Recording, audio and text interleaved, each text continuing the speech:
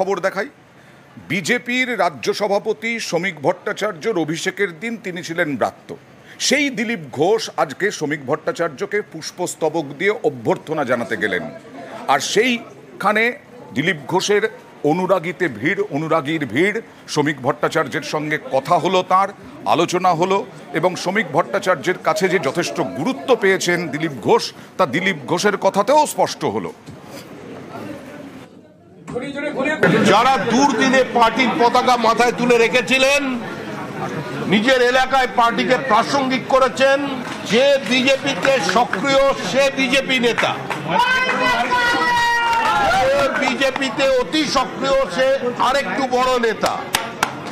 কিন্তু আমরা দিনের শেষে সবাই বিজেপি কর্মী। আমাদের এখানে কোনো ভেদাভেদ নেই, আমাদের এখানে কোনো বেঙ্গল লাইন দিল্লি লাইন নেই, আমাদের এখানে কোনো নেতার অনুগামী নেই। আমরা সবাই একটা প্রতীকের অনুগামী। ক্ষণিকের জন্য কোথাও দূরত্ব তৈরি হতে পারে, কিন্তু এর অর্থ এটা নয় যে সে দলের বাইরে চলে গেছে। আগামী 15 দিনের মধ্যে সংঘবদ্ধ বিজেপিকে পশ্চিমবঙ্গের মানুষ দেখতে পাবে। শ্রমিকদার সঙ্গে আমি কথা বলেছিলাম যে আপনি কবে থাকবেন, আপনার সঙ্গে দেখা করতে যাব, সম্মান জানাতে যাব। তো উনি আজকে 4টের সময় টাইম দিয়েছিলেন যে আমি আছি অফিসে। স্বাভাবিকভাবে আমাদের মাননীয় নেতা রাজ্য সভাপতি, তার সঙ্গে তাকে ফুল দেওয়া, তাকে অঙ্গবস্ত্র দেওয়া, তার সঙ্গে ফটো তোলা, এটা কর্মীদের ইচ্ছা থাকে, আমারও ইচ্ছা ছিল। আমি দেখা করলাম। অনেকে পেরেছেন, অনেকে পারেননি। যারা হয়নি দেখা করবেন নিশ্চয়ই। তিনিও চান সাধারণ কর্মীর সঙ্গে দেখা করতে, এই জন্যই আজকে আসা।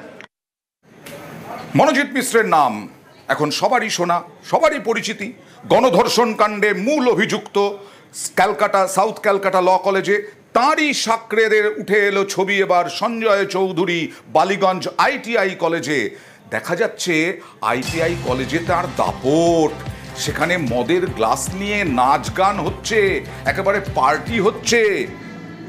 দেখুন, বালিগঞ্জ ITI কলেজে একেবারে মদের ঠেক। মাঝরাতে ক্যাম্পাসে মদের গ্লাস নিয়ে নাচ। রাত 12টার পরেও কলেজ খোলা থাকে, এরকমটাই অভিযোগ আসছে। যখন তখন মেয়েদের কলেজে ডাকার অভিযোগ।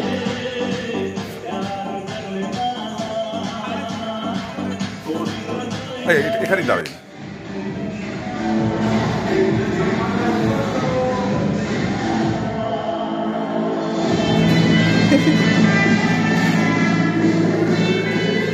এবার দেখুন, ক্যাম্পাসে জন্মদিনের পার্টি বালিগঞ্জ ITI কলেজেই। ক্যাম্পাসে বার্থডে পার্টি হয় নাকি? জাঁকজমক ভাবে তো পরিষ্কার রাত্রিবেলা হচ্ছে। সঞ্জয় চক্রবর্তীর দাপটেই, মনোজিৎ মিশ্রের সাকরেদ। আজকে শেষ পর্যন্ত স্থানীয় বাসিন্দারা বিক্ষোভ দেখালেন এই কলেজে গিয়ে।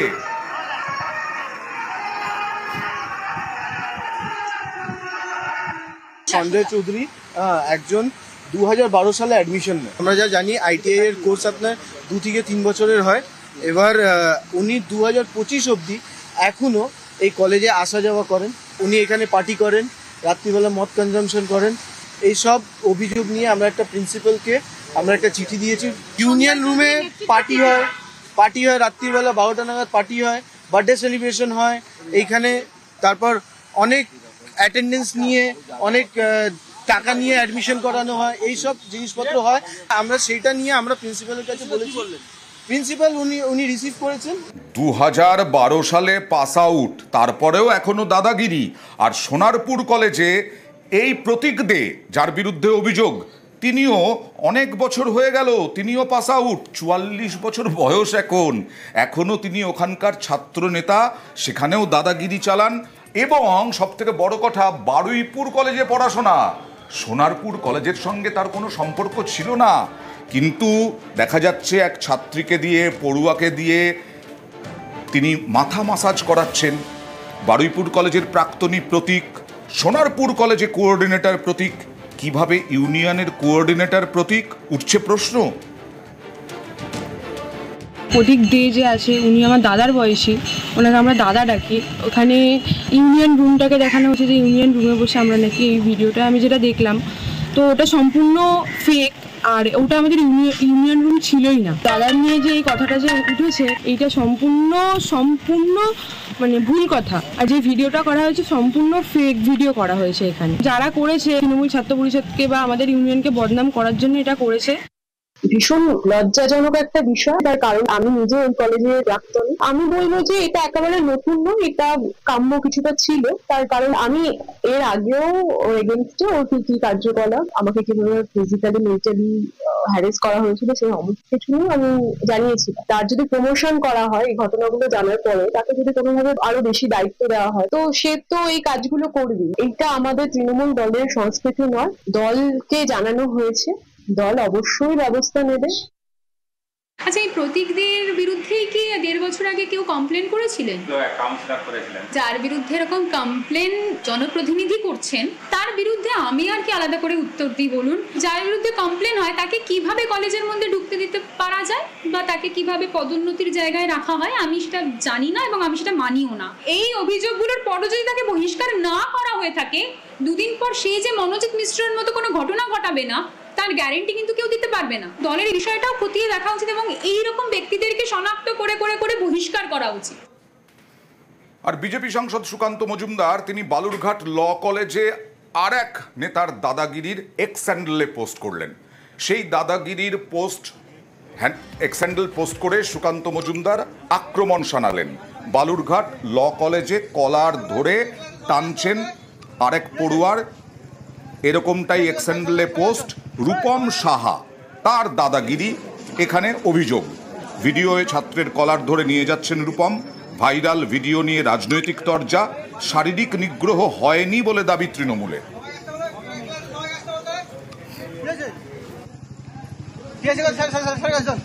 যেটা দিয়েছে এটা সরাসরি মিথ্যা। আমার কাছে কোনো সেরকম কমপ্লেনও আসেনি। কিন্তু এই ঘটনাটা তো দেখা যাচ্ছে ল কলেজেরই ভেতরের। ল কলেজে হতে পারে, ধরেন আপনি আমার একটা বন্ধু, আপনার কোনো বন্ধু থাকে ওদের মধ্যে কোনো, এটা কিন্তু কলেজের সঙ্গে কোনো ইয়ে ব্যক্তিগত থাকতে পারে ওদের। সেটা এই যে পোস্ট করেছে না, এই বদনাম করা যায় লাভটা কি? লাভটা পলিটিক্যাল কিছু হতে পারে, ইন্টারেস্ট হতে পারে। সেটা আমার কলেজে ইউনিয়ন নাই, কিছুই নাই। আমার কলেজ একদম শান্ত পরিবেশ, কোনো ঝামেলা নাই, কিছু নেই। ওখানে কোনো তৃণমূল কংগ্রেসের ছাত্র পরিষদ করে এরকম কোনো ছেলের ছবি আমি দেখিনি। আমার মনে হয়েছে ছবিটা দেখে দুইজন বন্ধু, একজন বন্ধু আরেকজনের বন্ধু টাইটা চেপে ধরেছে এবং টাইটা চেপে ধরে তারা কিছুক্ষণ হাঁটার পর তারা আবার একসঙ্গে বেরিয়ে গেছে। এই ছবিটা থেকে প্রমাণিত হয় না ল কলেজে গন্ডগোল হচ্ছে। আবার উনি পোস্ট করেছেন এটা কবেকার ঘটনা, কি ঘটনা, যদি সত্যি সত্যি এরকম হয়ে থাকে সেই ভদ্রলোক বা সেই ছেলেটি কোনো অভিযোগ করেছে কিনা এসবগুলো মানুষের কাছে নিয়ে আসুন। কেন মিথ্যা প্রচার করছেন উনি আমি বুঝতে পারছি। এই সাউথ ক্যালকাটা ল কলেজের গণধর্ষণের অভিযোগ যখন সামনে এলো তখন আবার নরসিংহ দত্ত হাওড়ার কলেজ, সেই কলেজের তৃণমূল নেতার দাদাগিরি বেশ কয়েক বছর আগে, সেটাও ভাইরাল ভিডিও এলো। আর আজকে একেবারে নরসিংহ দত্ত কলেজে দুন্দুমার, কারণ এসএফআই কলেজে ঢুকতে গিয়েছিল, এর প্রতিবাদে এসএফআই এর আন্দোলন। এসএফআই সেখানে ঢুকতে যায় হাওড়া নরসিংহ দত্ত কলেজে। দাদাগিরির প্রতিবাদে এসএফআই, পুলিশ কলেজে ঢুকতে বাধা দিলেই ধস্তাধস্তি, আটক বেশ কয়েকজন এসএফআই কর্মী।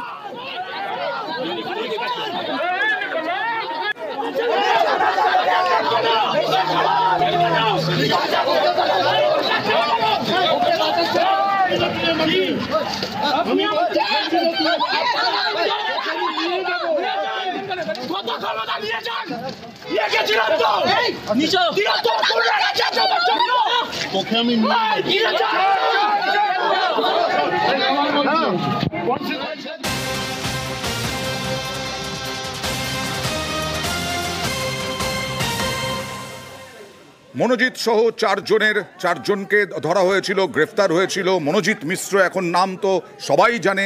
সেই মনোজিৎ সহ 4 জনের জেল হেফাজত হলো। বিস্তারিত জানবো, প্রতিনিধি অমিতের সঙ্গে কথা বলবো। অমিত, দেখো 22শে জুলাই পর্যন্ত মনোজিৎ মিশ্র তার দুই সহযোগী প্রমিত জাইদ এবং নিরাপত্তারক্ষী পিনাকি বন্দ্যোপাধ্যায় 4 জনেরই 22শে জুলাই পর্যন্ত জেল হেফাজতের নির্দেশ দেওয়া হয়েছে আলিপুর আদালতের তরফে। আজকে কলকাতা পুলিশের তরফে যিনি সরকারি আইনজীবী ছিলেন তিনি আদালত শুনানি শুরুতেই বলেছেন যে আমরা 4 জনই জুডিশিয়াল কাস্টাডি প্রেয়ার করছে এবং তদন্ত সঠিক পথে গিয়েছে, তদন্ত করতে গিয়ে যে যে বিষয়গুলো প্রয়োজন দরকার সেগুলো সমস্ত কিছু করা যায়। যেমন বায়োলজিক্যাল এভিডেন্স সংগ্রহ করা হয়েছে, সমস্ত কিছু ফরেন্সিকে পাঠানো হয়েছে, রিকনস্ট্রাকশন করা হয়েছে।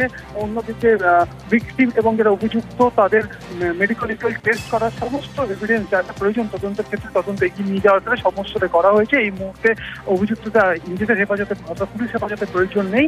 যখন এই সমস্ত রিপোর্ট আবার আসবে তখন আবার তাদেরকে প্রয়োজনে তাদেরকে আবার নিজেদের কাস্টাডিতে নেওয়া হবে, এই মর্মে কিন্তু প্রেয়ার করা হয়েছিল। অন্যদিকে 3 অভিযুক্ত তাদের তরফে কোনো জামিনে আবেদন করা হয়নি। অন্যদিকে যিনি নিরাপত্তারক্ষী তার আইনজীবী তার জামিনে আবেদন করে, জামিনের আবেদনের বিরোধিতা করা হয় সরকারি আইনজীবীর তরফে। বেশ, জুডিশিয়াল কাস্টডি প্রেয়ার করেছি কসবা কেসে। অ্যাকিউজডের লয়ার নিয়ে একটা বেল প্রেয়ার করেছিলেন এবং উনি চেষ্টা করছিলেন যে দোষ নেই সিকিউরিটি গার্ডের, he is one of the prime accused, এটা আমরা বলেছি। সমস্ত ইলেকট্রনিক এভিডেন্স যেগুলো আমরা গ্যাদার করেছি সেগুলো বিভিন্ন ফরেন্সিক ল্যাবে পাঠানো হয়েছে, সেই রিপোর্টগুলো পেন্ডিং আছে এবং এই রিপোর্ট যতক্ষণ না আসছে ততক্ষণ পর্যন্ত জেসি প্রেয়ার করেছি। এরপরে যখন ফাইনাল রিপোর্ট আমরা পাবো তখন আমাদের হয়তো আবার পুলিশ কাস্টডি লাগতে পারে। কলেজে টিএমসিপি নেতা, কলেজেই চাকরি, বেআইনি নিয়োগ কলেজে কলেজে, এই নিয়ে সরব শুভেন্দু অধিকারী। পাল্টা কুণাল ঘোষের বক্তব্য যে বিচ্ছিন্ন ঘটনা উদাহরণ হতে পারে না। এদেরকে বিভিন্ন কলেজে অ্যাপ্লিকেশন নেওয়া হয়েছে, অ্যাপ্লিকেশন নিয়ে প্রথমে ক্যাজুয়ালে লাগিয়ে দেওয়া হয়েছে, তারপরে তাদেরকে রেগুলারাইজ করে দিয়েছে গভর্নিং বডি। এবং এই তালিকাতে 2-4টি অধ্যাপকও আছে, সিনিয়র এমপ্লয়ি, তাদের অগ্রাধিকার পায়নি। অল আর নোটোরিয়াস ক্রিমিনাল। সমস্ত কলেজের অধিকাংশ কলেজে ওই ছাত্র সংসদ রুমগুলোকে ছাত্রীদের সঙ্গে বোনেদের সঙ্গে নোংরামির জায়গায়, শারীরিক নোংরামির জায়গায় পরিণত করেছে। সঙ্গে মদ, গাঁজা, চরস, হেরোইন, যত রকমের অপকীর্তি আছে সেগুলো করেছে। একটা শ্রেণীর প্রিন্সিপাল ভয়ে বলেন না, সবই বোঝেন। আরেকটা শ্রেণীর প্রিন্সিপাল অযোগ্যতার ভিত্তিতে প্রিন্সিপাল হয়েছে, তিনি শাসক দলকে চটাতে চান না। কলেজ, বিশ্ববিদ্যালয় বা যারা রাজনীতি করছেন সব জায়গাতেই তৃণমূল কংগ্রেসের সমর্থকই বেশি। লোকাল কমিটি, লোকাল থানা থেকে কলেজ কন্ট্রোল হতো সিপিএম এর সময়। বিজেপির রাজ্যগুলোতে বিজেপি কন্ট্রোল করে। যখন শুভেন্দুবাবু তৃণমূলে ছিলেন সেই কলেজগুলোর যারা, তখন তো তারা আপনার এলাকার গুলো তারা আপনার নামে জয়ধ্বনি দিত। তখন সে বিষয়টা কিভাবে দেখতেন? কোথাও কেউ যদি কোনো খারাপ ঘটনা ঘটিয়ে ফেলে সেটা সমাজের সব পেশায় সর্বত্র বিচ্ছিন্ন অংশ কিছু খারাপ জিনিস করে। তার মানে এই নয় যে অ্যাজ এ হোল সবাই খারাপ। গতকালই বিচারপতি সৌগত ভট্টাচার্য অযোগ্য যোগ্য আলাদা করার নির্দেশ দেন। নয়া যে বিজ্ঞপ্তি রাজ্যর বা এসএসসির, সেই বিজ্ঞপ্তি বাতিল করার নির্দেশ দেন। আজকে গতকালই চাকরিহারারা বলেছিলেন আরও বেশ কয়েকটি আবেদন তারা করেছেন, কিন্তু সেগুলোর দিকে সিঙ্গল বেঞ্চ নজর দেয়নি। তাই তারা আজকে ডিভিশন বেঞ্চে গেছেন, বিশেষ করে বয়সের তারতম্য। এছাড়াও রাজ্য সরকারও গেছে, এসএসসিও গেছে সিঙ্গল বেঞ্চের নির্দেশ চ্যালেঞ্জ করে ডিভিশন বেঞ্চে মামলা এসএসসিও রাজ্যের, আবার ডিভিশন বেঞ্চে মামলা করেছেন চাকরি হারারাও, অর্থাৎ পরীক্ষার্থীরাও। সুপ্রিম কোর্ট কি বলেছিল? সুপ্রিম কোর্ট বলেছিল যে 2016 সালের রিক্রুটমেন্ট প্রসেস সেটাকেই ফ্রেশ সিলেকশন করতে হবে ডিক্লেয়ার্ড ভ্যাকেন্সি। সেই ডিক্লেয়ার্ড ভ্যাকেন্সিতে 2016 সালের রিক্রুটমেন্ট রুল অনুযায়ী এজ রিল্যাক্সেশন দিয়ে তাদের ওই 2016 সালের পার্টিসিপেটেড সমস্ত ক্যান্ডিডেটদের পার্টিসিপেট করে তাদের মধ্যেই যদি যাদের ওই নিয়োগ প্রক্রিয়াটি থাকে এবং একইভাবে নাম্বার ডিভিশন থাকে, সেটা আমরা চাইছি।